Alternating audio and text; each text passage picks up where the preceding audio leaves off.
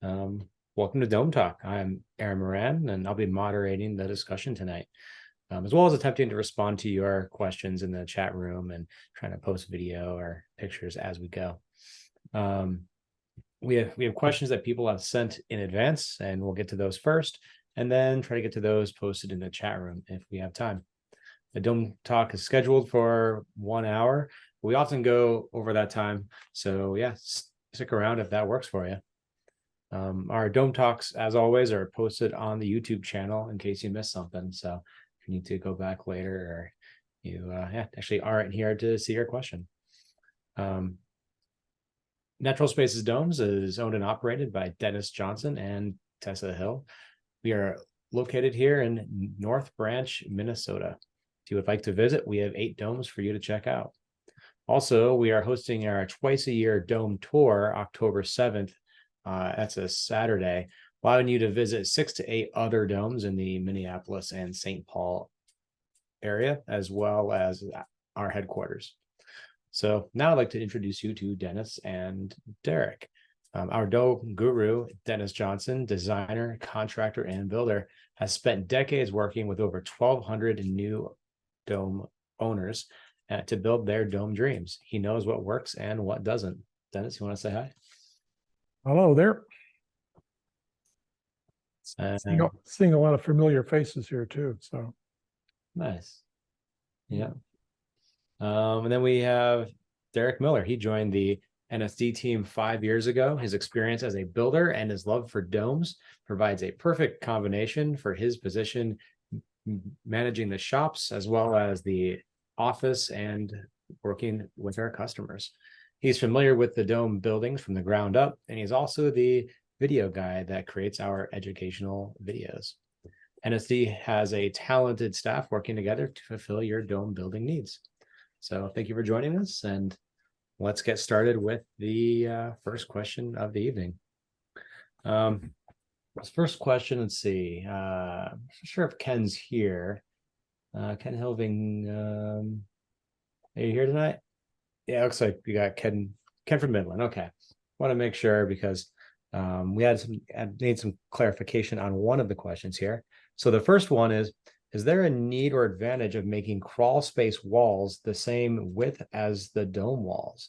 Foundation walls are shown as 12 inches wide, but we've opted for the 16-inch dome walls per your recommendation. yeah, the plans that we did for Ken, we do crawl spaces, basements, a variety of things that we're doing for foundation walls. And they are really totally separate, and there's no reason that they should be the same thickness. We're dealing with the dome wall that creates this structure that we have. And usually it's anywhere from 12 inches to 18 inches. Occasionally we're doing 2x8 dome walls, but not very often. So the foundation wall is totally separate, and it's treated differently. It can be 2x8 treated wood studs, can be a foundation wall in concrete, which could be 8 inches thick, 10 inches thick, 12 inches thick, but it shouldn't be 18 inches thick. There's no reason to have it that thick. It's just a matter of the material that you're using. There are other types of foundations that we have too. The insulated concrete forms, superior wall systems, variety of things that we do. So it's really separate, but all of it's revolved around the energy efficiency, even in the stem wall or the crawl space or the basement. Okay. So Ken, are you there? Are you? So you're there. You might be muted. I don't know if you can hear us. Yeah, he's muted. So Can you hear me now? Yes, we can hear you now. So I had a Can you hear me? here. Yeah, yes. Okay. Yeah. You have asking here about Right, and that was a good clarification. Sorry, so asking about a spray system for a dome exterior just in case of a forest fire. What do you mean by a spray system? What are you thinking about? sprinkler, maybe? I'm thinking something like a sprinkler system. just in case of any embers or anything, I've been able to check through the DNR fire logs, and we really haven't had a fire anywhere in the area of significance in the last 17 years, which is as far back as the records go. Well, what we're doing, Ken, is the reality of the fire system. If you were to spray your structure on the outside, or a sprinkler system that was on the outside to stop a fire, you've got a problem, because you're in Michigan. Now, yeah, you are. Looking at the chart here, you're in Michigan, and for half of the year it's going to freeze. So it wouldn't do you any good. It couldn't be done that way. If you're looking for a fireproof or ignition-proof exterior, part of it would be possibly the aluminum shakes, but we have a different system that we've done, where there is a 1/2-inch cement board applied to the outside of our 3/4-inch plywood. That basically is the roof. The joints and separations in the sections of the cement board are filled with the same cement grout.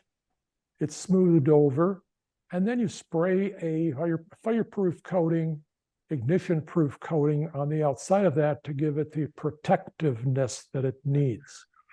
So if you're looking to do that and you're concerned, and you should be, we're here in a pine tree forest. Those of you that have been here at our place, this is 50 acres of a Christmas tree farm. But this coating that you see on the outside of the dome that you have on a screen is cement board covered with this color coat on the outside. You can get it a little bit textured if you want. You can get it smooth, even glossy if you really wanted that. So there's systems that are going to do that. This is down in San Diego. We have not done this system in a cold climate zone where you're going to get, 20 below, 10 below during the wintertime. It is cement. There may be some cracking occurring. I'd have to talk to our engineer. There's some expansion, contraction. The entire surface is this cement board. So you don't have two different materials on the outside of your dome here. There's no wood on the outside of this. There's no trim that can ignite. The areas above the windows and doors are slanted, so you don't have any 90-degree eave pockets to collect the smoke and embers.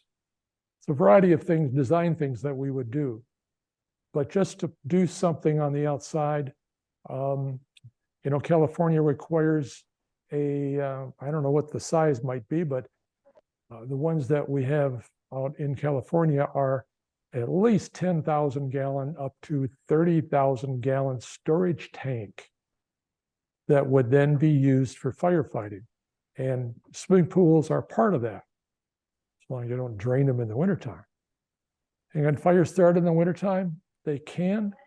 Michigan, now you don't want to worry about that too much. Minnesota, Michigan, assuming we have snow cover. That may not be true all the time. There's some winters where we don't get a lot of snow cover, and you've got dry grass or dry shrubs. Yeah, you might have some issues, but that would be a hard one to deal with. Anybody else have any ideas? They can be glad to submit them, coming up with something other than what I call an ignition-proof exterior. For firefighting, yes, you could have a hose on the outside that's connected to a frost-proof fitting. And if it was, say, 0 or 32 degrees, you could still use that and spray that. It's probably going to be rare that a fire occurs during that time, but you certainly could have that in a forest area in the wintertime. So that's my take on it. I'm not sure you could really do it as a sprinkler system. I don't know if I've answered your question enough on that. Does that answer your question for now, Ken? Yeah, the question's answered. I don't think it's a high. And what my thought was a sprinkler system similar to the build sewer down in You're breaking up a bit. Kind of. Texas. Oh, okay. Bad connection. If you I'll were, go to- ahead. if we were to try a sprinkler system that has some, hose bibs on the outside, I don't know how they would do that as a frost-proof material. You'd have to drain that in the wintertime. You could do that. You could have a system that's outside that then gets drained and flushed and cleared out. Derek, you got any ideas?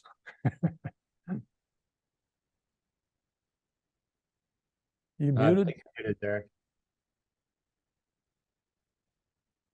Thank I was gonna say, it could be like a standard irrigation system in the northern climate where, you could have your water supplies for sprinklers, and then, you blow out the lines in the fall so that they don't freeze and break. And then if there is a fire, I guess you're not worried about breaking the lines. You just go ahead and run them.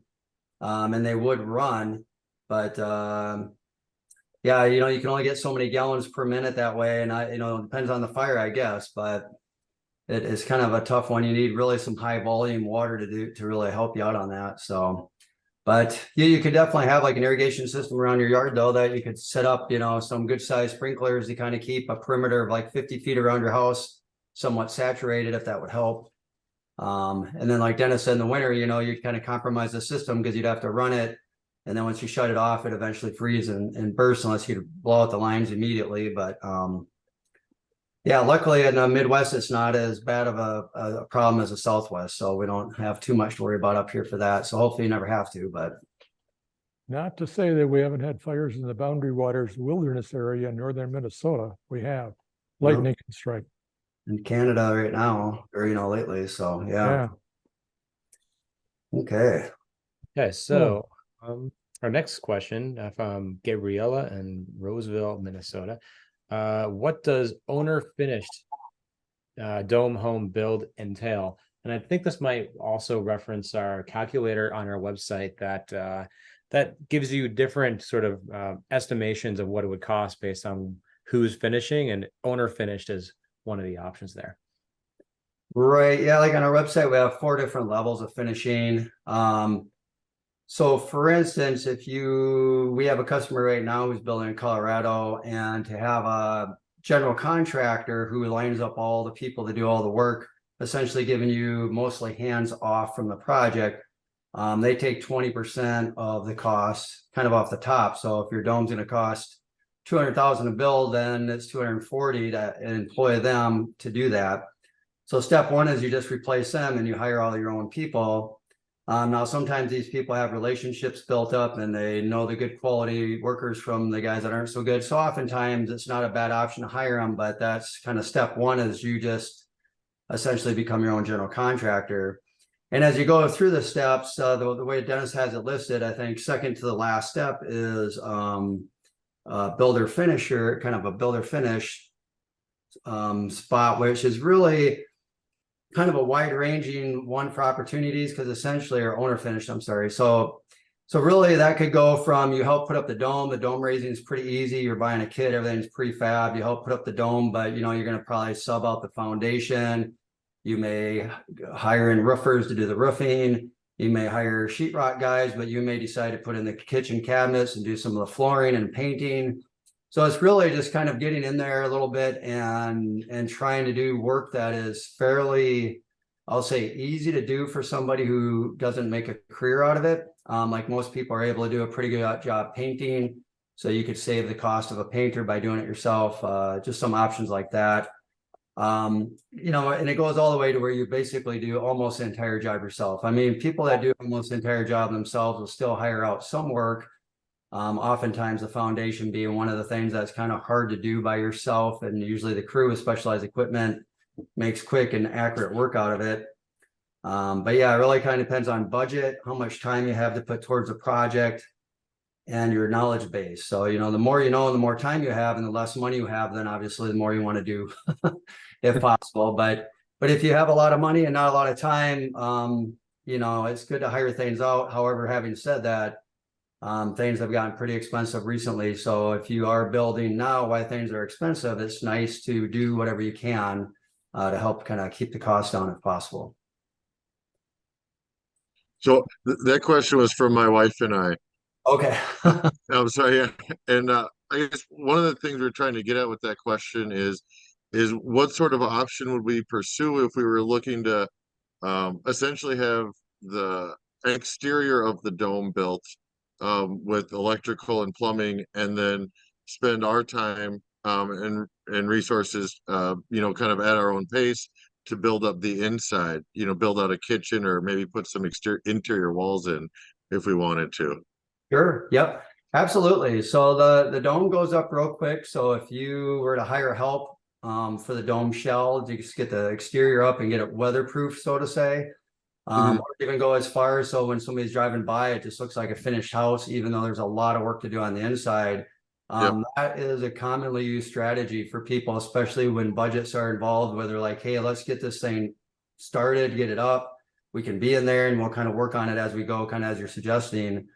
And then you have the opportunity with time to learn some skills. So maybe decide you're going to build a kitchen and you can run some of the smaller water lines. Maybe you have a plumber that kind of puts it in your underground and gets it all into the house for you. But then from there, you can take over and do some of that yourself. So it really just depends on your comfort levels and what you're willing to tackle for the job.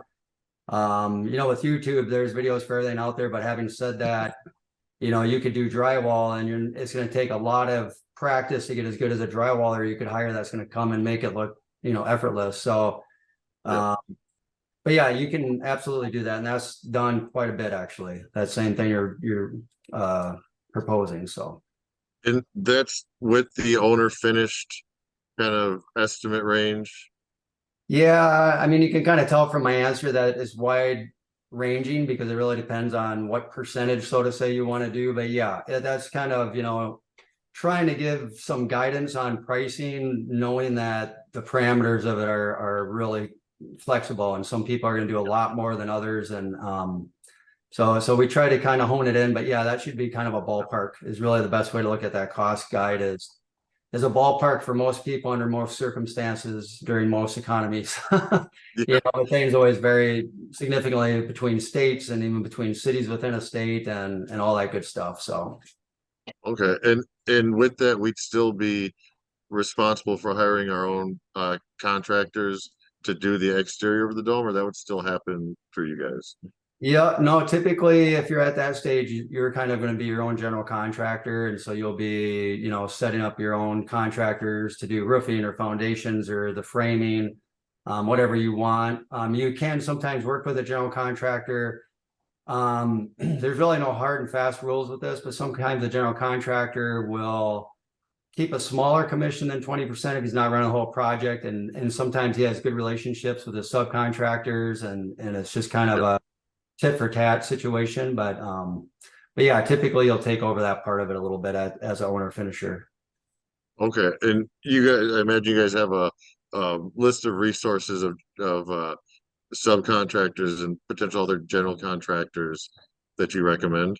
We do not. So whenever anybody builds a dome in a state that they had a great experience with the contractor, he did a good job, he called us, he made sure he did everything correctly.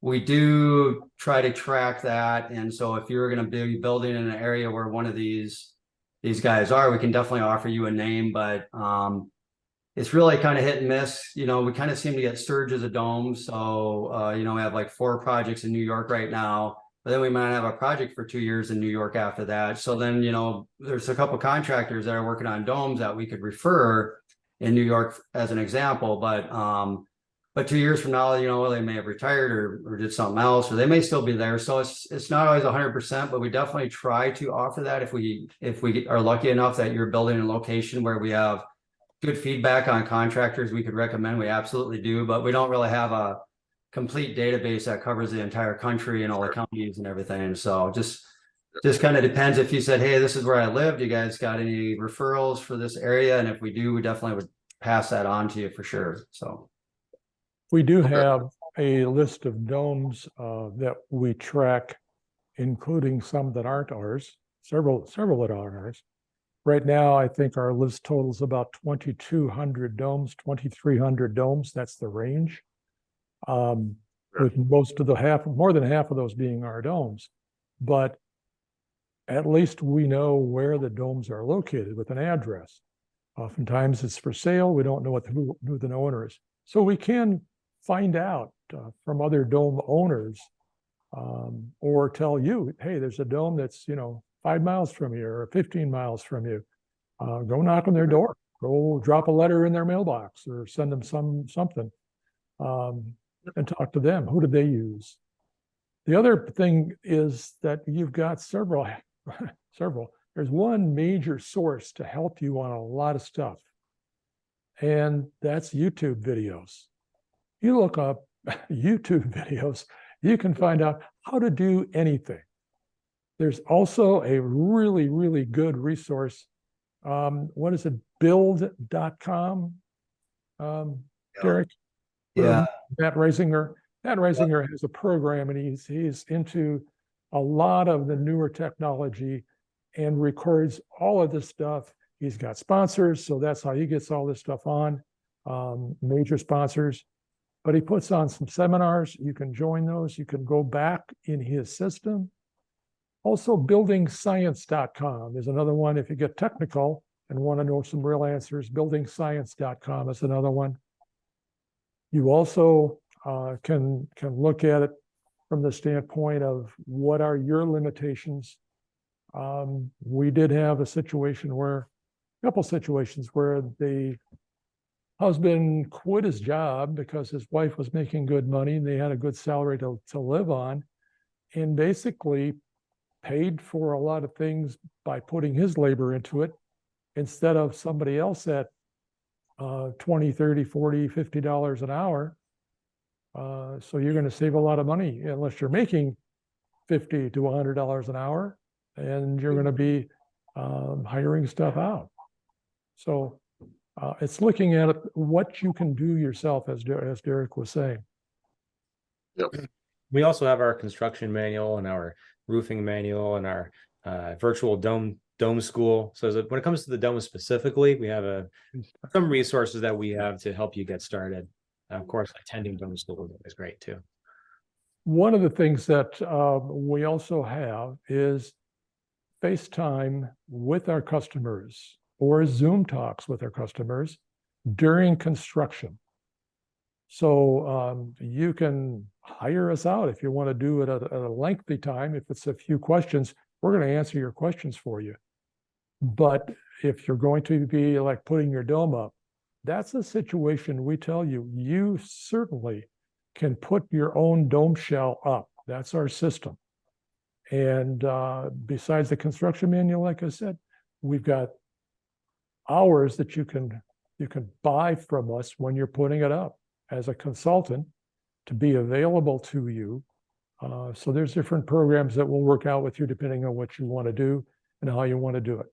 A dome raising gathers a lot of people. It's interesting to a lot of people. It's an unusual structure. There's a town up in northern Minnesota. The entire town turned out. Now the town population was 50, but they were all there. So you have people to help put up this dome shell. We do, if you want, advertise a dome raising. So those are the systems I think that are out there that I think going into it, there's some areas that you need to look at where, yes, you could do it and save money, especially when the contractor says, oh, I'm not sure how to do this. And then they start giving you some numbers and like the dome shell and don't believe that they can put up a dome shell in 2-3 days. So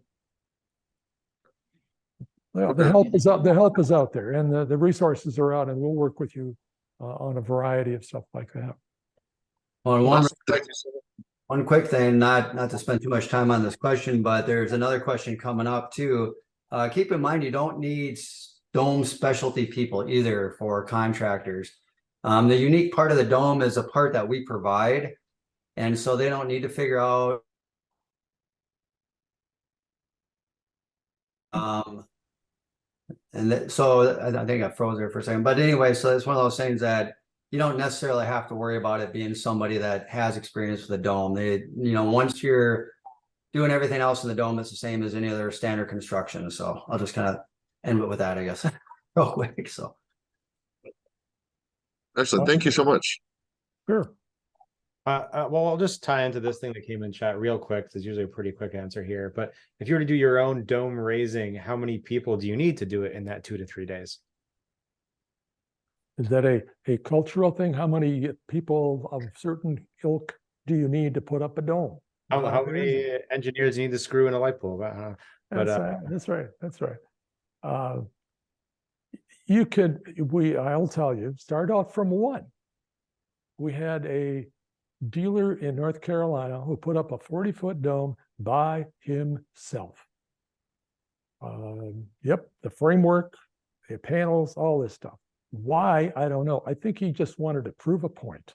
That's all he wanted to do. Generally, you're gonna have scaffolding rolling around or a lift. You want 2 or 3 people up on the scaffolding, and you want another 3 or 4 people down on the ground, lifting things up, giving you different things, helping move the scaffolding around all the time. So that's where you need, a half a dozen people. But if you've got 20, 30 people, be prepared. If you've got friends and relatives, and you've got neighbors, and you've got the town interested, be prepared. The dome up in northern Minnesota, we had 3 sets of scaffoldings that could go up, I think 2 or 3 sections of scaffolding. And they were all working. They were all putting up the dome. That thing went up very quickly. That framework was up in 1 day. The exterior panels were put on in another day or day and a half. So it goes up very quickly. And with that many people, you're done. You get that up. We just put up a mini dome framework in our parking area. We're doing some different changes to the mini dome that we're looking at, and had to do a framework, and somebody ordered it. And this actually framework is being shipped out of here 1st of September. No, not the 1st, but 6th or 7th of September. So we put it up outside. There were 3 guys working, Aaron, you 3 guys? Yep. 3 guys working on it. An hour and a half later, all the struts were up, sitting on top of the riser wall.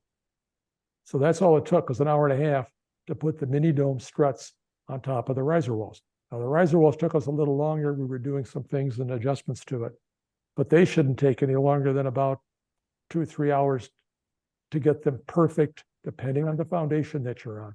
If you're just setting them down on a concrete slab, I'm probably going to say an hour for the riser walls, and an hour and a half to an hour and 45 minutes. That's it. Right. So potentially, 4 to 5 hours to get your main structure. All right, we'll continue on to the next question here. Yep. I mean, we have a lot of questions here, so Yeah, let's get we'll speed things up here. okay, we have Michael Smith in South Bend. Can a cupola be a 5-sided pyramid on a 512 pitch and allow window light in on 3 sides? That is southwest, south, and southeast. Light could be blocked when desired by shades or a blocking, and has a sliding floor in the cupola. This sounds extremely interesting, Michael. When you do it, send us some photos of what you did. I would have a hard time saying that here's how we can provide a kit for that. You want to build something different on top of the dome, as you're suggesting. We can maybe guide you with a few things. If you have a lenient or non-existent building inspector, you could do about anything you wanted to try. So what your game plan would be to create some light source coming through, I think you should look at the cupola, the standard cupola that we have now. That's not saying it's inexpensive, but there's a lot of effort or time and labor into our upper portion of the dome cupola that has windows in it for ventilation or for viewing. It's about a $4,000 package, $4,200 package. And you need to think about it and say, what am I changing? What am I going to do? And what's the reason? We have a cupola here in this dome with no floor. The light streams in through those windows. We don't get hot sun because we have a 2-foot overhang. The original dome that I built back here in 1975, it's about 400 feet away. That one also has no floor underneath. So again, the light, if you got a setting sun in the west, it's the east side of your dome inside in the living room where it is bright. It's like you've got floodlights on because the sun comes underneath that overhang at that stage and brightens up the inside. So you want to change it, create something different. You're more than welcome to try. There are some things that have to be tied together. So you've got to look at some structure points, but we've got this connection system that uses this bracket. And if you can figure out a way to do that, and we've got some people that have done it, you can use this bracket that then ties into our hub. So this is a connection right here. So that's a connection. And if you can use this to tie some of your structure together, now you're tying it together with the hub system. Our engineer might even buy that one. And it's because he knows the capacity of that connection. So if you're creating something and he doesn't know what the capacity is, you'd have to do some testing, or he'd have to do some extensive engineering, and that may dollar-wise preclude that as an economical way to find out how to get sunlight streaming in. So I suggest, if you can, visit our domes. If not, where are some domes around you that would have a cupola so you can look at this and really see what you're dealing with. But go right ahead. We have some people that did some very nice dormers, and with that, they've got their own idea of how to create it and made it work. So customization can be done. We got that restaurant in Denver where they put 5 skylights on the very top. It wasn't below, true. but it was the very top of the dome. So depends on the frequency of the dome, and there's a lot of things, but I haven't seen too many things that people had for ideas get completely shot down. It seems like there's a way to do most of them. But yeah, like Dennis said, you got to appease a lot of people, like the engineer and building department. So well, I forgot. There's a lot of customization that we do, then we don't probably advertise it a lot. But the structure in Denver, small dome, we need, with our skylights, we need about a 25-degree to 30-degree slope to make the water drain off of the skylight the way we make them. And that's what we did. So was there really a point? So maybe I'm forgetting that. Here's an answer. You want a pyramid up on top that's all glass? I guess I could say we just did it in Denver. You live around Denver, you can go to this restaurant. Yeah. My neighbor Felix. And that's in Evergreen, I believe. No, not Evergreen. That's the dome we're not. Or is that the suburb of Denver? But we've got an address for it. We can tell you where that's located. And that'd be something you could certainly go inside, look at it, and see what we did. That entire dome, the 20-foot or 25-foot diameter dome, was done on the ground in the parking lot and lifted up to the top of this 3-story building, 3-story restaurant, and put on and secured down. So there's a lot of things that we do that they're specialized, to say the least. So, all right, let's move on for that one. Thank you for the question. And let's see, we have Scott Black from Pueblo. Building a hemp dome, what's the best frame? Derek? Well, so far nobody's done one that I'm aware of, but we did have a gentleman that we were working with for a while who was very interested, and he's he's still working with us. And a wood frame would be what we would suggest. And like I said, it hasn't been done yet. So there's a lot of gray area here, but Dennis suggested almost building two frames, one that essentially supports all of the hemp for insulation and there's some weight to that. And then the second one essentially supporting the roof and creating enough space for the hemp where you have the structure for the roof for wind and snow loads and then the other structure for the hemp. However, we're still kind of in the process of working out bugs. So I would say it can be done, but right now I would say the wood frame is probably going to be your easiest way to do it. But there's a lot of details with the hemp that still have to be solved. So as of now, I don't know for sure how well that's going to work, I guess, because we haven't done it yet. So once we do, I mean, it's going to happen soon, I think, because there's a lot of people that have been interested, and this guy's really gun ho.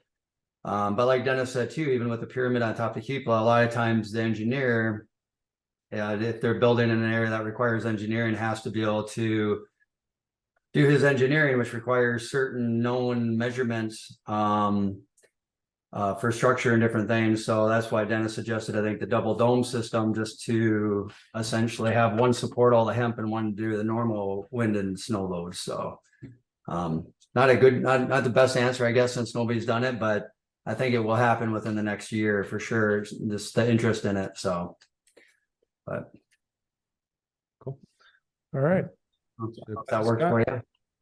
Yeah. Let's see. Next question is from Kai in Kansas City, Missouri. He says, I'm wanting concrete flooring. Is that affordable and easy? And how does adding a basement affect cost of building the dome? Dennis? I'm going to answer the second part of that question. It's quite a large expense to add a basement.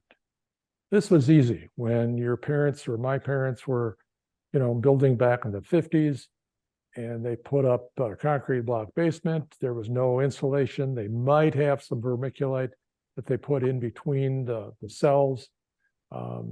Really cheap construction, no insulation. And this was really probably, something they couldn't change later on. But we're dealing with something today that is very expensive. You need to keep it as part of your breathable air system. So you got to deal with heating and ventilating and fresh air. You have to heavily insulate that basement.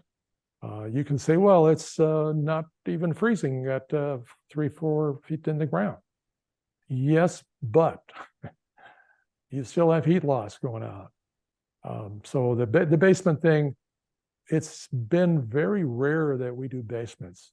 If you're looking at it from a storage standpoint, you're better off building a bigger garage. If you're going to insulate and you got a hillside site and you want that for living space and it's a walkout basement, that's a different story.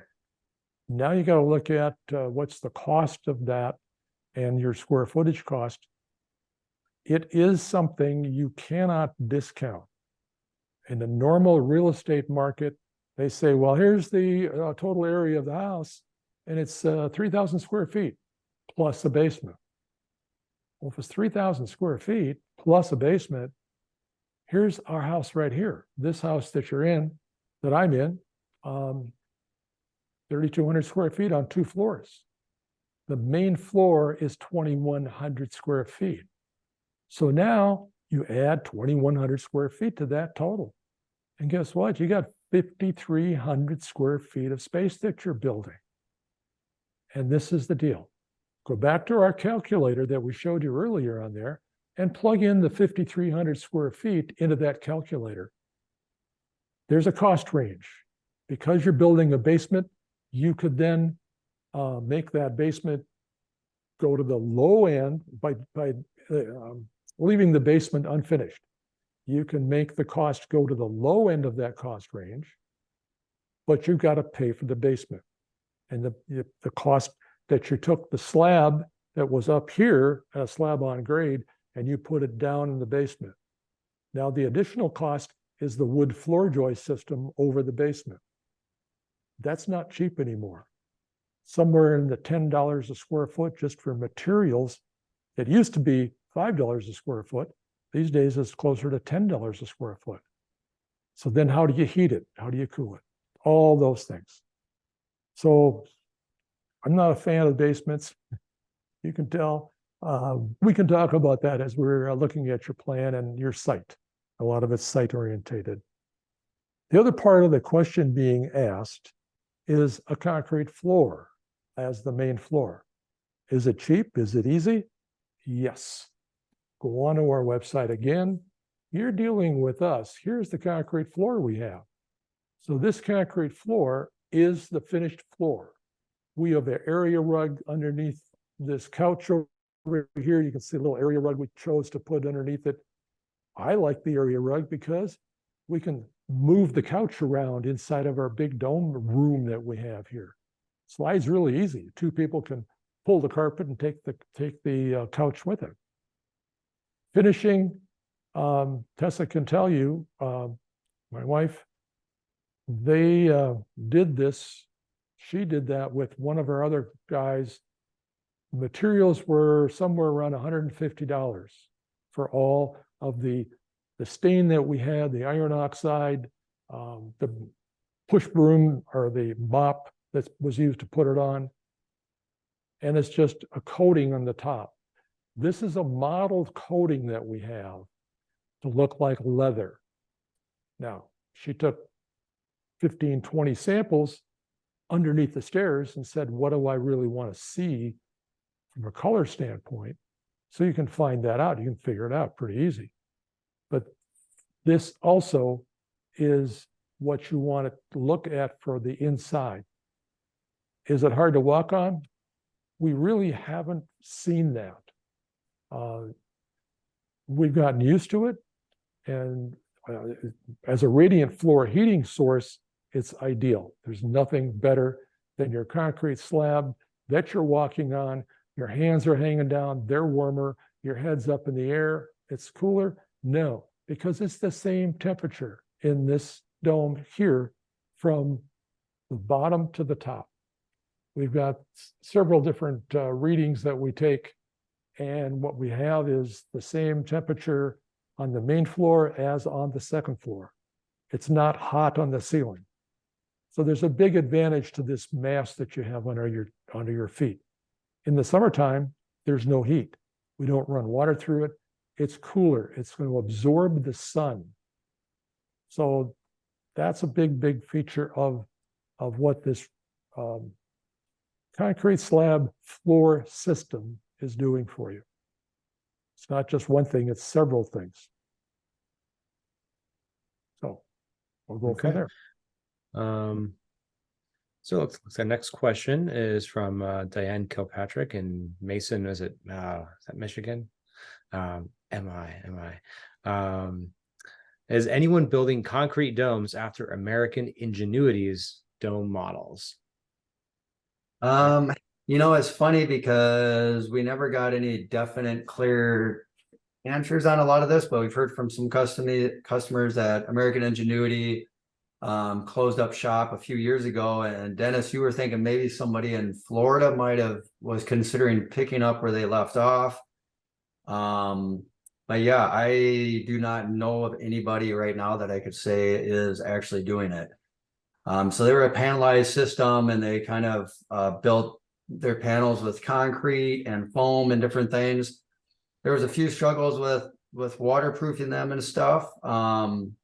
So I don't know if the person that was taking over it is working on solving some of that. I don't really know. I don't know if you know any more on that, Dennis. I feel like it's not much of an answer on my end, but I think their website's still up, but it hasn't had changes for a lot of years. And yeah, I don't think they're around, and I don't know for sure what happened with somebody's picking up or not. So again, I would say just a Google search. What you're looking at is a foam block triangle that then has a concrete coating on the outside. So you could look up various ways to define that. You're probably going to find monolithic domes, which is a different system. You blow up a balloon, basically, an inflatable shell, and then proceed to finish this with air entrained concrete, sprayed concrete, and foam, and then provide a finish on the outside. So there are other systems out there. We are one system. We know the wood structure very well. We've got a very tried and true system that's been out there. Our interiors are very flexible from the standpoint of building. Skylights can be put anywhere. So some of the other structures that are concrete based are hard to remodel, change, alter, or even install skylights or windows in them because of the curved surface of the concrete, or even on a straight, flat triangle basis, you have to integrate some kind of a skylight to a concrete system, which is really hard to do. But is there another company out there? I thought there were, I'll say, a couple of guys that were doing something very similar to that years ago. There's been nothing out there that I've seen, and I get a lot of notices on different domes and different dome systems. I just haven't seen that in the recent couple of years, so I'm not sure if there was anything that finally happened with that. Right. All right. Thanks for the question. So moving on to the next one here, we have David, I'm going to say Tomke and Marietta, California. As a two-part question here.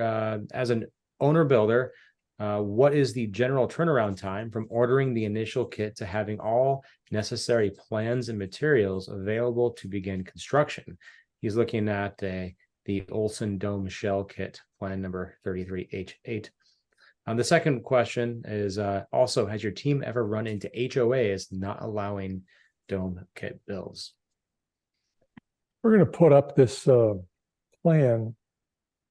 He referenced a plan in our plan files that are online. And it says it's a 33H8, which means it's a 33-foot diameter dome. H stands for high profile. If it's an L, it's a low profile. And you can see those defined on our website. And 8 simply is a reference to, it's the 8th plan that we have in the 33-foot diameter dome grouping. But I will tell you, this plan was drawn in about 1975 or 77, somewhere in that range. I had another dome company called The Big Outdoors People, TBOP. So the nickname was T-Bop. And we produced quite a few domes, but this is the very infancy of domes. The walls that you see in this plan are 2x6 or 2x8. That's all the thickness that we had then. I won't go into the differences and the criteria that we used to change and why we changed exactly right here. But talking about the plans that we have, this is an idea plan. And there's a lot of plans that we have on our plan file. That's what they're supposed to do, give you an idea. This is a fairly decent plan. When you look at it, gee, there's a living room, dining room, open to the kitchen. And this is the 70s when people were closing up these rooms, but we opened it up. There's a divider between the living room and dining room with a fireplace. That could be a two-sided fireplace, and you can see it from the dining room also. Bedroom on the main floor. Small bath, and I'm noticing just now there's no shower in the bath. So the master bedroom must be one upstairs because that's the bigger bedroom. But these days I would make a change in that and put a shower in that main floor bath. Upstairs there's 2 bedrooms. They're closed off. One of them is closed off and one of them is not. There's a bathroom in between. It's a fairly typical dome plan. And that's where people get hung up. They go, gee, well, I want this or I want that. And they're going to make a change on a plan.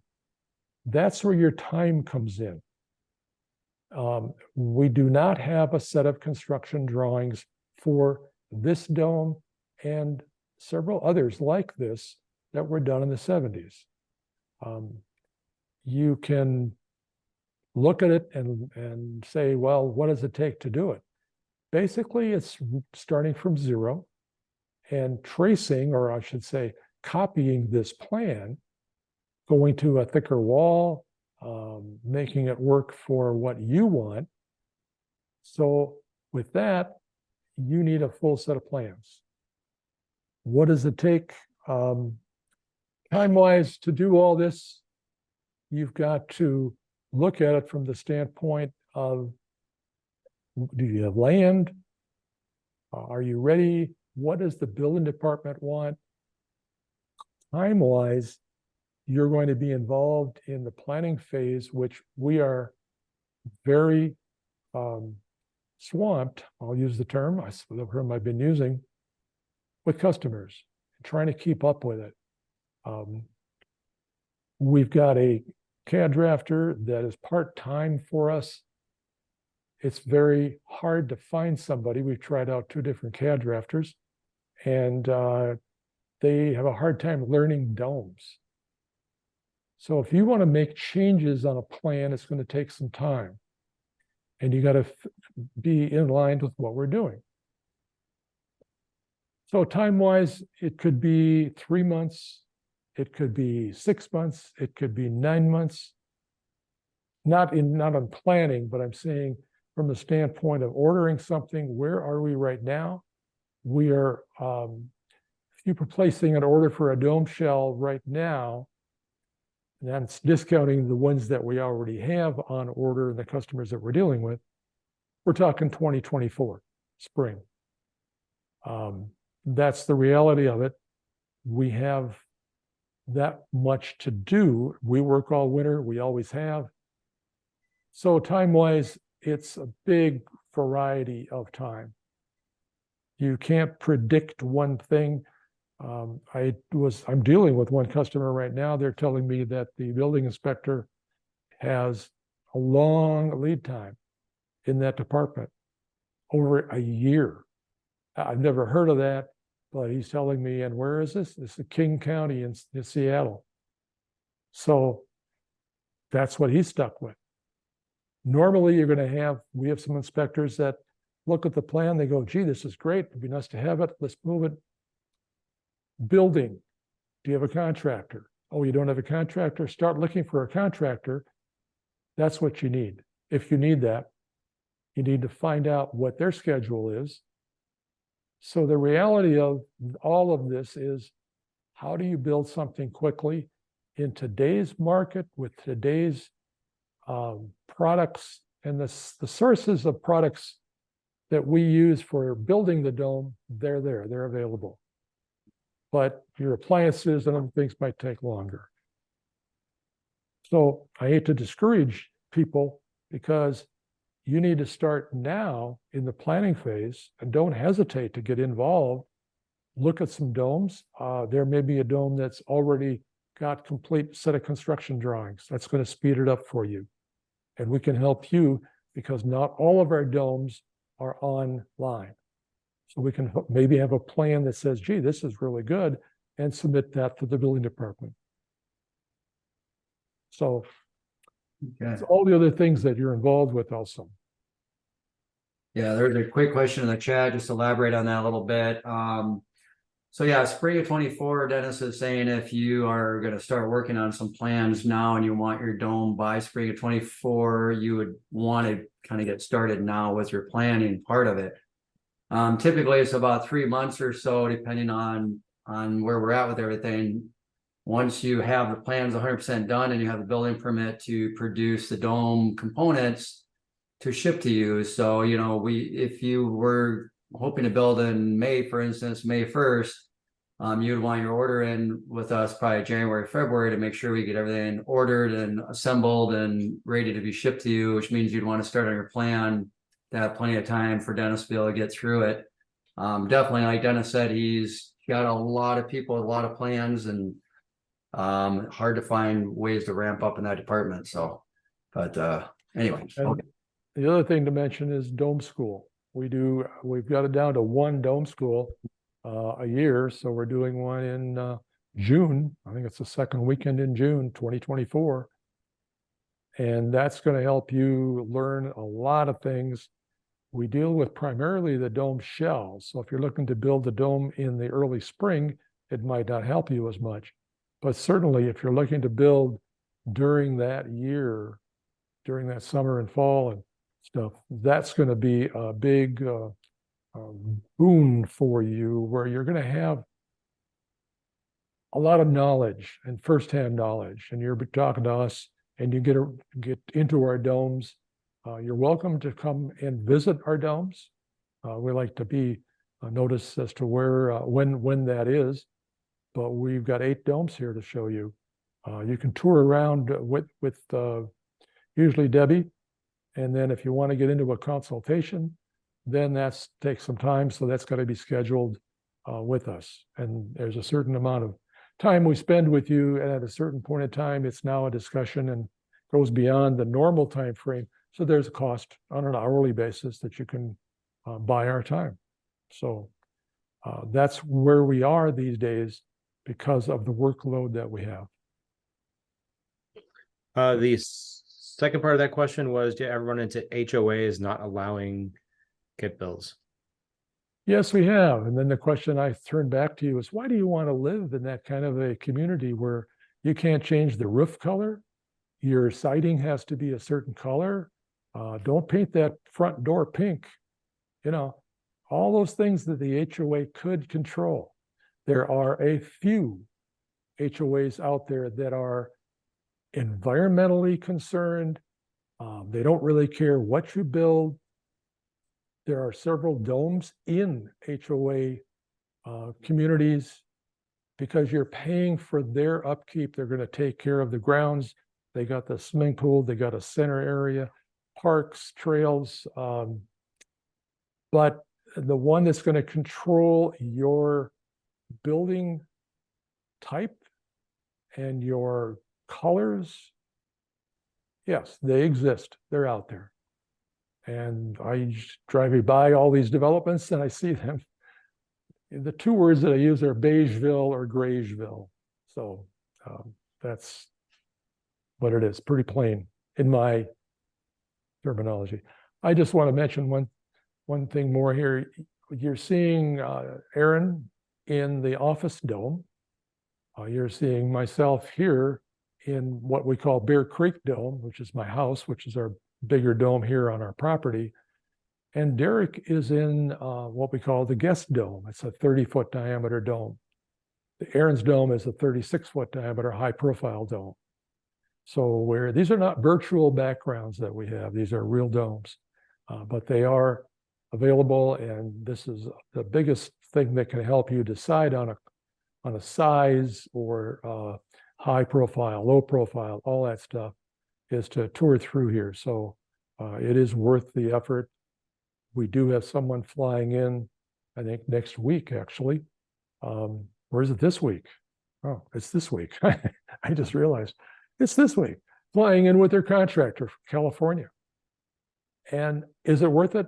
I'm going to say, if you're really serious, yes, it is. But it's a scheduled visit. She knows how much time she'll have with us. She gets to tour all these areas. Her contractor can ask these questions. I just spent some time with the contractor on the phone before the meeting. I had to say I had to go because his questions were on concrete foundations. And it certainly is a help to have all this stuff that we have here to show people. So HOAs, you got to build in their property too, and that's probably constricting. We have domes in the cities, but it's not very many that we'd have HOAs. Okay, so we're about halfway through our questions. We've been an hour, so I'm going to try to speed this up a little bit. Yeah, we're going to speed it up.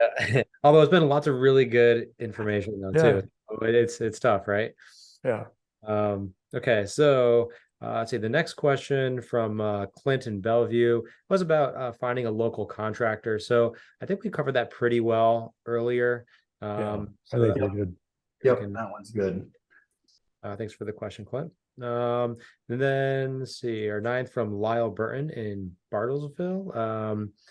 Does the Superlock kit include everything from the shell kit except the lumber, flashing, cupola, metal parts, that sort of thing. I'm going to answer that really quickly. It doesn't. The connection hardware system, the SuperLock kit, is just that. It's these parts that you see that I held up before. Here's your metal connection hardware, the nuts and bolts to put this on, the construction manual. All of this is defined on our website. The list that you see that says, here's the connection hardware kit, here's what you get. That's the list. Then you want something else. Now you can buy one riser wall from us. But these the pictures that you see there, there's 2 different kinds of connectors, but no, we define things pretty well on our website, especially if you want a quote from us. This is what we supply. Here's a very detailed list. We don't just say, well, here's a dome and it's going to cost you $39,000 and here's the package. And what is the package? Well, that detail is what we want to give you. So no matter what we do, it's detailed out. Anything that you don't see, you don't get. That's what I'll say. I will make one comment from the standpoint of where you live. Lovely city, Bartlesville. Fantastic. Frank Lloyd Wright, I don't know how many, 12, 14, 15 story tower. It's the only high-rise tower that Frank Lloyd Wright did. And Tessa and I visited that and got into a private tour because it was after hours. Unbelievable. If anybody is near Bartlesville, you need to see this unique Frank Lloyd Wright designed building. It's his only skyscraper, I'll call it, that he did. So I'll finish it up with that. Okay, thanks for the question. Let's see. Alejandro wanted to know real quick, are we going to record this? And yes, it'll be posted on our YouTube channel. Then we have, let's see, George in Quaker Hill, Connecticut. So what is your opinion of liquid flashing on rough openings instead of the membrane and glue? Derek?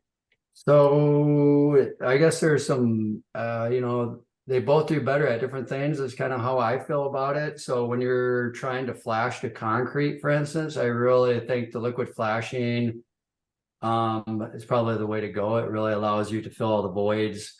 But if you're doing like a window rough opening, they have such great window flashing membranes now that form around the corners and everything so nicely. I would almost rather do like, zip systems, products, or really, there's so many out there now that do such a great job on that. But like on your bottom door where maybe your sill plate's gonna get, you want to kind of connect it to the foundation. That's where the liquid flashings come into place. You can really kind of get that connection to the concrete. So that's how I kind of look at it anyway myself. Not that that's right or wrong. You can do both on either situation, but I prefer the liquid flashings when you're going from a wooden structure to a concrete structure. And I like to use the regular membranes when you're kind of just sticking with the wooden structure, like windows and stuff. I don't know if that's kind of what you were asking there, if that helped out. George, you are here. Does that? Yes. Yeah, that does answer my question. I saw the liquid flashings being used actually on Matt Reisinger's YouTube channel. Yep. And he was saying there really was no advantage or disadvantage to either. And I guess there was an advantage, he said, in putting large windows in, because when you push the window in, there's less chance of tearing the membrane if you're using the liquid flashing. Sure. Yep. That makes sense. Yeah. Okay. Answer the question, George. By the way, I guess since you brought Mac Rainsner up, I think it's Build Show, Dennis, maybe buildshow.com. Or I know Build Show will definitely get you to his website. Because I think earlier we said Build, but I think that might be a different one. It's similar, but but yeah, Matt, he's a good guy. He's pretty I feel like his knowledge is pretty reliable as far as what he says. So okay. Okay, next question we have Teddy in Hudson, Ohio. Why are the walls so thick? And what is the minimum thickness possible for typical insulation? So I'm assuming it's referring to how we do our super walls so thick. Yep. Dennis, you are muted. Oh, yep. There. There you go. I'm not muted. Okay, can you hear me now? Yep. Okay.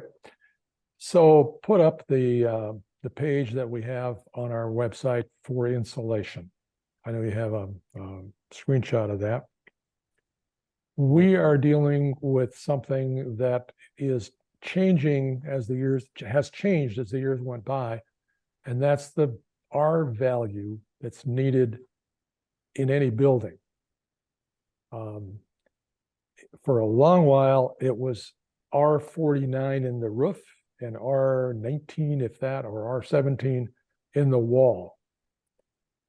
But what we looked at was, and you're going to hear me again say it, it's the worst house you can build if all you're building is following the minimum code requirement. You're going to build a house for the next 20, 30, 40, 50, 100 years. It's got to be better than the minimum code. So that's where we came up with this super wall system where there's a 2 struts, 2x8 on the outside and a 2x4 on the inside. You want a 12-inch wall, 15-inch, 18-inch, 21-inch. Guess what? There's no difference in the cost of our structure. It's all in the insulation. So these insulation values tell you everything. If you look at the fact that if you wanted to build it and say you didn't want to use any foam, any hybrid system, you want just plain old fiberglass, I shouldn't say plain old fiberglass, you wanted to use our high density fiberglass insulation, and you see this dome shell thickness here at 7.25 inches. Guess what? Here are they use 30. This may seem like, oh, all I need is 30. I live down in southern Mississippi or Texas or somewhere where we don't need it.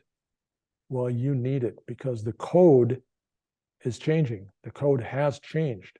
The 2021 code now says in almost, well, I'm going down above climate zone 3 might be different, but 4, 5, 6, 7, those climate zones R60 is your roof. So, and you heard me, those of you that are before, talk about the fact that it's Minnesota, 30 below outside your wall and 30 below outside your roof. No difference to me. So why do you have this thin wall? It's political. You want to talk about it? Send me an email, call me. It's really political. And it's stuck at that because of the NEHB. So we've gone beyond that in all that we've done since the 1970s when I started. And that's what I got to say is, do you need something more than that? Yes, you need something more than that. Do you have to have something more than that? No, you don't. If you don't have a building inspector and you don't need a building permit, you can do anything you want. Are you going to have problems? Yes. The building science is here. We're involved with it. We know it. Derek and I take classes in it every year. As a contractor, I have classes, but it's buildingscience.com, or that's where we get our information from. Really reliable. And with that, we make changes and we learn things from it. And things get better and better. So there's your answer. Why can you do something with a 2x8 wall? Yes, you could, but it's a cabin. And even that, you might not be able to build it if you don't insulate it, depending on your building inspector. Yeah, I think the thing that people think about is a dome is essentially all roof. It's not just a regular box house where you have walls and a roof. So our walls are thick because they are the roof. And okay, so the next question we have from Laura Easley. And this was somewhat answered already, but would you like get a sense of how feasible it would be for us to build a dome in the next 9 to 12 months around Denver, Colorado? I think we did a pretty good job on that as far as timelines, right? Unless there's anything else we want to add. I would just say the sooner you get started, the better. You could always get your plans done, get your building permit, and then wait for 2 or 3 months before you order your dome shell if you wanted, but it's hard to get caught up once you're behind. So I think right now 9 to 12 months is a reasonable time frame to have get through the planning process, the permitting process, and get the dome shell components. But you know, there are some people 9 to 12 months ago that are just now getting their stuff. So it's one of those things where I would say I would just start sooner than later. It may be a while before Dennis is able to even start on your plans, but the sooner you can get in the queue, then you're kind of in the line, I guess. So I think it's doable. What do you think, Dennis? I guess you're really kind of Yeah, that's what we're saying. You know, you take that 9 to 12 month period, which puts you into spring of next year and summer of next year. And I think that's what we're looking at with a lot of the customers that we're dealing with right now. So that's reasonable. Is it necessary? You want to do it sooner than that? Where do you live? Can you build in the middle of winter? We're shipping domes all year round. Doesn't matter. The guys don't like to load the trucks outside.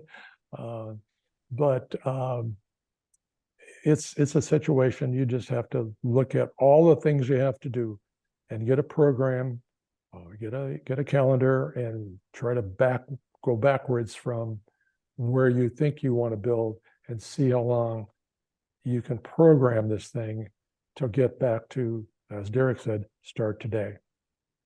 It's never too early to start. I want to bring up one more point because I have someone that kind of prompts me behind the scenes here, and she handed me a note that said, I forgot to mention spray foam. So you can do spray foam in a 2x8 wall, and that's the chart that we have. All spray foam in a 7¼ inch wall gives you an R50 or R53. and that's fairly popular for like the mini dome, where you don't want to necessarily encroach too much on your limited space to begin with. You already kind of build a smaller structure, Right. and it allows you to get up there a little bit. And you can even take the 2x8 and just even screw like 2x2s onto it, Right. just to get an extra 1.5 inches if you just need another, you know. So yeah, it's very variable. 7¼ is the minimum because that's the structure, but anything beyond that is kind of optional. So okay. All right. Okay, let's see. Our next question is from Karen Kahn in Richmond, Massachusetts. We were skipped. That's right. I was gonna skip that one. Yep, my bad there. It's just about the cost That one's been calculator, which answered. Yeah. we've already shown as well. Let's see, from Gabriel, let's see, Autry in Gainesville, Georgia. I want general tips on how to select land to buy for a dome home. And what do you prepare said land before purchasing the home? Also, when you purchase the dome home supplies, do you need to hire builders that specialize in dome homes, or can you hire builders from your company, as in from us? So I think we answered a bunch of this, but Derek, what do you want to say on it? Yeah, I mean, a lot of the domes I go to take advantage of one of the things the dome offer, which is phenomenal views. So like where Dennis is at, he has a huge bank of skylights that allows him to really see out. So oftentimes you see domes that are kind of in areas that can capitalize on a view, shore, like on a shoreline somewhere, ocean or lakes or rivers, the woods, mountains. But you also see them right in the middle of the city and on city lots. Depending, you have to be a little more strategic on where you place these skylights for privacy and stuff, but you can definitely build domes on regular city lots as well. So, but most of them are built to kind of capitalize on views, because that's one nice benefit a dome offers. As far as prep goes, typically before you build a home, you kind of put in, like your infrastructure. So you're going to want a power source. oftentimes your plumbing, depending on if you're hooking into city water or doing a septic, your underground will get done kind of before you get too far into the build. Driveway, if you have cement trucks coming, they got to be able to have, a lot of weight bearing soil that they can drive on to get to the location, and trees out of the way. So it's really just kind of getting the site prepped to build, which just is usually you don't necessarily have running water a lot of the time. That's nice if you can, but usually power is always there in some kind of a road. And then a lot of that can be done after the fact, but if you can do it before, it's nice to have those utilities at your disposal. So, and as far as specialty specialists, no, any contractors build domes. I would say the majority of the domes are built by contractors who that's their first dome they built, and they don't have problems with it typically. And we're always available for phone calls, and we have manuals and online dome schools. So we kind of really try to provide resources, make sure everything goes well. But any good contractor can build a dome. We don't offer much from our company as far as getting on the site and building. Occasionally, if time allows, we can maybe come up for a dome raising or something, but even lately, that's been a very rare thing because we've been incredibly busy. So really what we try to be available for is consultations. We're happy to do Zoom consultations or a FaceTime consultation. If he can do FaceTime or something on his phone, we can kind of understand it. It's not complicated. The big advantage to providing the kit is really the work of the dome is done. It's like putting together Legos. So for a contractor, it's pretty easy to get the dome up. So, but yeah, hopefully that kind of answered it. We did talk a lot about it a little bit earlier, so I won't, since we're kind of running behind anyway, I'll kind of wrap it up there if I answered your question for you. So. Cool. Okay then. Well, thanks for the question. The last question here we have is from Kevin Hand in Mammoth Lakes, California. Just trying to understand the process, and if I can do this with available plans, do I need an architect, engineer, general contractor, etc.? So I think this is if we have already made plans that are fully done out, I guess what else do you need? Well, we talk about the fact that we have standard plans. We have plans that are totally done, total construction drawings. We have detail sheets, which are standard detail sheets. You might need 10, 15, 20 of these standard sheets. We could provide you all of that with a pre-packaged plan if you don't make any changes. But barring that, talking about, okay, here you got a plan and you have all these drawings done. Now you go to the building inspector. So here is the one catch that's in that building department. Do they require a stamped set of plans that's stamped by a registered architect or a registered engineer in that state? And the same with an architect has to be in that state. So we have these engineers, there's 4 engineers. They are registered in all 50 states. They can stamp and sign the plans. But the drawings that are done need to be done for the climate zone that you're in. We just submitted some plans on a project to central California on the border with Nevada. And we used a 60-pound snow load, which is what the owner told us this is what it was. And the building inspector said, oh no, these aren't going to work because you need 86 pounds square foot for snow load. Okay. So this was being engineered. So we sent it back to our engineer and he ran the calcs again using 86 pounds a square foot. It did not change the plans. It did not change anything that we had to do on the dome shell, because our dome shell is designed for a minimum 100-pound snow load with a 150-mile-an-hour wind speed. So yes, those are what our plans are done for, but a couple of times they've been kicked back because he said, well, gee, I want you to, design this for 86 pounds a square foot. And I want it stamped by the engineer. If the engineer stamps the plans, he's stamping it for every single thing inside the dome. The walls, the floor systems, foundation, the footings, everything. So then he has to do the engineering for that climate zone. So with that, you're paying for an engineering cost only because the rest of the architectural drawings are done if you're going with a standard complete set of construction drawings. So the answer simply is go to your building department and see what they require, because they vary tremendously. There's a part of northern Minnesota, St. Louis County and Itasca County. That's from Duluth to International Falls, which is a 2.5-hour trip, I think, 3-hour trip. There's no building inspector. There's a land use permit. There's a permit where they're controlling the setbacks, they're controlling the height, but that's it. Oh, you want to build a temple? You want to build, I shouldn't say that, but you want to build a house that's a pyramid-shaped house, you want to build a dome house, you want to build a log house, they want to build a conventional house, you want to build an underground house.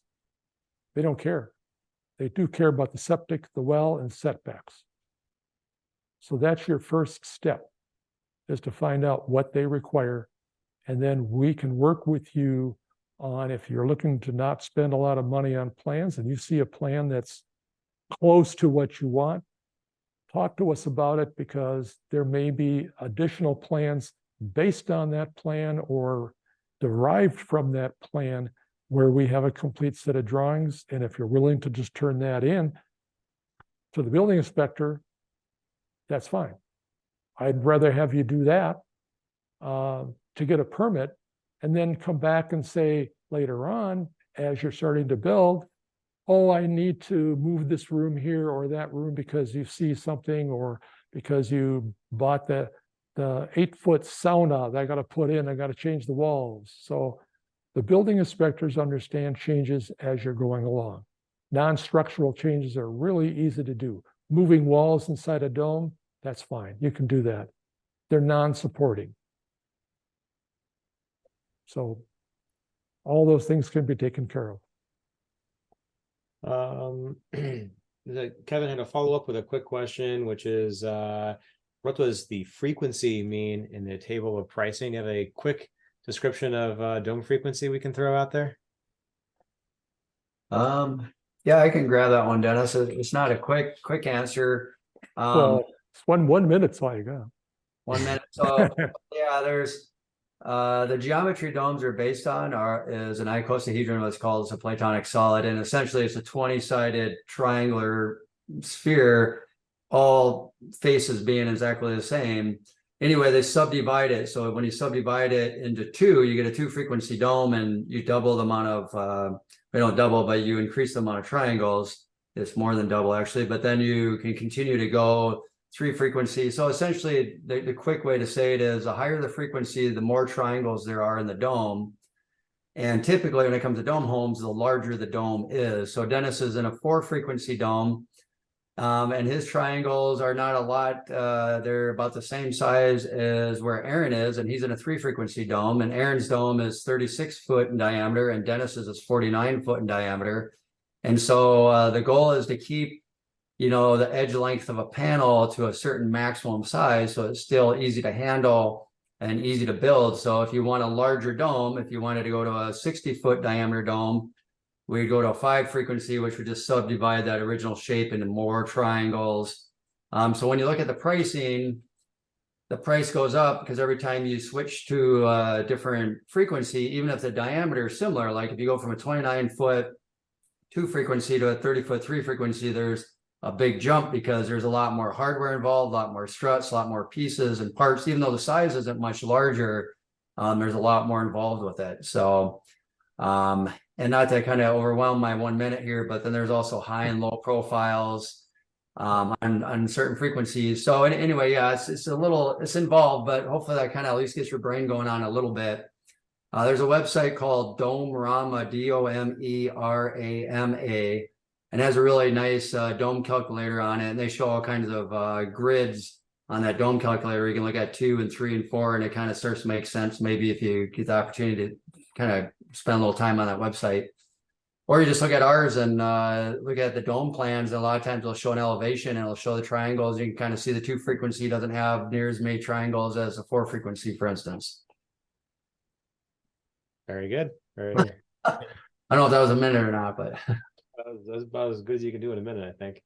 The last small question was Richard saying he wants to build in a hurricane zone, and he heard us say 150 mile per hour wind. Are all dome plans good for that? And I did notice on the website, I think we defined 150 at 3-second gusts. Right. That's how the normal engineer looks at it, and the building inspector looks at it. But it's the 150 mile an hour, if you heard me say that right, it's the minimum wind speed. We did a dome up in Colorado in the mountains higher up above Lyons. They have wind speeds based on the altitude. And we had to do a 170 mile an hour wind speed. And the plan was being turned in, it was 150. We didn't realize that. Again, the engineer, I came back to the engineer real quick and just said, what do we do? What do we change? What do we add to our dome system? He says, nothing. Take that paper that I gave you with the data on it, change the wind speed to 170 miles an hour. He could rerun the calcs for that. It meets all the requirements. And he made a comment. He says, well, you sure it's 170? And I said, what if it was higher? He said, same difference. You want to go to 200? It's holding the dome down to the foundation where he would change the size of the connection. That's what's going to take a stronger load from the uplift factor. And there isn't much uplift from a dome because the wind goes around it, over it, and pushes down on it, actually. So coming with the hurricane, we have a dome in North Carolina. You can read all this on our website.